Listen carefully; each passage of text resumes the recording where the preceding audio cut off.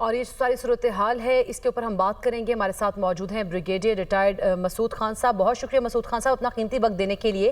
یہ جو پاکستان اور افغانستان کی اس وقت صورتحال ہے، آپ اس کو کس طرح سے انالائز کریں گے اور فیوچر میں اس کا کیا رزلٹ نکلتا دکھائی دے رہا ہے؟ دیکھیں دس واز ایکسپیکٹڈ، جس طریقے سے حالات و واقعات پاکستان کے خلاف یہ دہشت گردی کروا رہے تھے، اور آپ نے دیکھا کہ ہمارے جو ایئر اسٹرائک سے پہلے 21-22 کی رات سے پہلے ہم نے دہشت گردی دیکھی اسلام آباد میں، تلائی میں جو شہادتیں ہوئی امام بارگاہ میں، اس کے بعد بنوں میں واقعات میں کرنل شہزادہ گلفراز کی شہادت ہوئی، سپاہی کرامت شاہ کی شہادت ہوئی، باجوڑ میں واقعات ہوئے، پھر اس کے بعد بکھر میں جو حملے کیے گئے اور جس میں ایک میسج دیا گیا کہ ہماری انٹری پنجاب میں بھی ہو سکتی ہے۔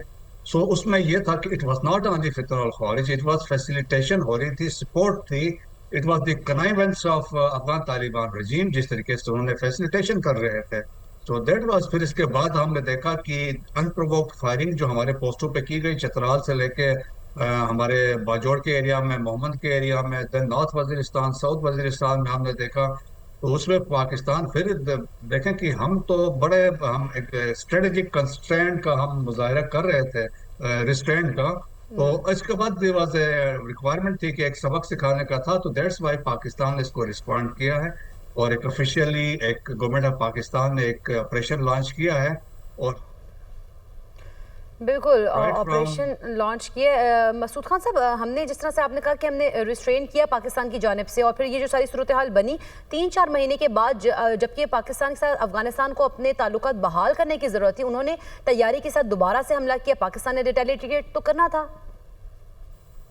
یہ دیکھیں، یہ افغانستان جو ہے تو جس طرح very rightly said by the defence minister, ایک کالونی بن چکا ہے، پراکسی ہے انڈیا کی، اور جو ہینڈلرز کہتے ہیں تو وہ کر رہے ہیں۔ اگر آپ کو یاد ہو، اجیت دوول نے آج سے کچھ سال پہلے کہا تھا افغان طالبان کے بارے میں، ان کے بڑے کلپس موجود ہیں کہ یہ مرسنریز ہیں، وی کین ہائر them، ہم ان کو پیمنٹ کریں گے، یہ ہماری طرف لڑیں گے۔ مسعود خان سے رابطہ کرنے کی کوشش کریں گے۔ آپ کو بتائیں کہ افغان طالبان رجیم کی جانب سے بلا اشتعال کارروائیاں جاری ہیں، جس کے خلاف پاکستان کی جانب سے آپریشن غضب للحق کا آغاز کر دیا گیا۔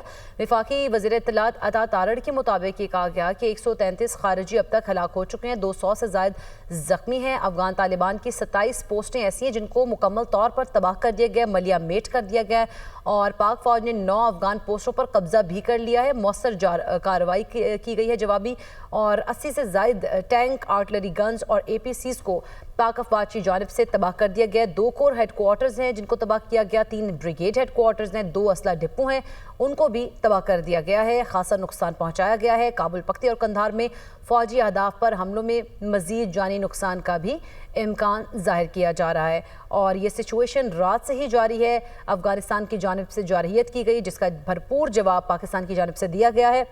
مسعود خان صاحب، آپ کیا سمجھتے ہیں، نیگوسیشن کا حصہ نہیں بننا چاہیے تھا افغانستان کو، اور اب اس طرح کی صورتحال سامنے آ گئی، آپ سمجھتے ہیں کہ کوئی پاکستان یا افغانستان بیک چینل مذاکرات اب کر سکتے ہیں؟ پاکستان کبھی بھی ریکویسٹ نہیں کرے گا کوئی مذاکرات کے لیے۔ پاکستان اپنے ابھی ڈیمانڈز رکھے گا، جس طرح ہم نے پہلے ڈیمانڈ رکھی ہے، اس کے علاوہ ہماری ایڈیشنل ڈیمانڈز ہوں گی، اور ہم ابھی کہیں گے کہ افغانستان میں ایک انکلوسیو گورنمنٹ ہونا چاہیے ایز پر دی دوحہ ایکارڈ۔ جو فیصلہ کیا گیا تھا امریکہ اور افغانستان نے، اس کی امپلیمنٹیشن پاکستان مانگے گا کہ international community must ensure implementation. Inclusive government ہے، ایک جتھا بیٹھ کے حکومت وہاں پہ کر رہا ہے، ویئر از 58% پاپولیشن، ان کا کوئی وہاں ریپرزنٹیشن نہیں ہے، خواتین کا کوئی ریپرزنٹیشن نہیں ہے، خواتین کا ایجوکیشن نہیں ہے، وہ جابس نہیں کر سکتی ہیں، وہ اپرسٹ ہیں، مائنارٹیز کو کوئی ریپرزنٹیشن نہیں ہے۔ تو سٹنلی بالکل۔ مسعود خان صاحب ہمارے ساتھ ہی موجود تھے، آپ سے ان سے دوبارہ سے رابطہ بحال کرنے کی کوشش کریں گے۔